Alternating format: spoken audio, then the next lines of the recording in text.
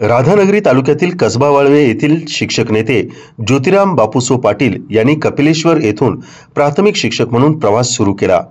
शिक्षक ते मुख्याध्यापक, केंद्र प्रमुख, राधानगरी शिक्षण विस्तार अधिकारी 38 वर्ष सेवा बजावली।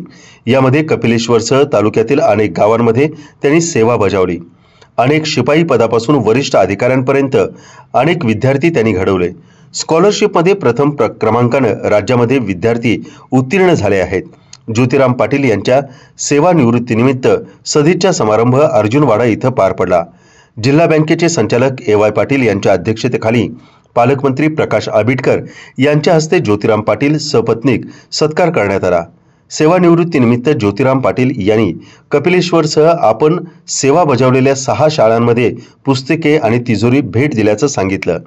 के.पी. पाटील, राज्य समिती शिक्षक नेते उदय शिंदे, दीपक मेघाने, विजय कोंबे, विकास पाटील, उमेश कुपटे यांच्यासह विविध पक्षांचे पदाधिकारी, सरपंच, उपसरपंच, आजी माजी विद्यार्थी मोठ्या संख्येने उपस्थित होते।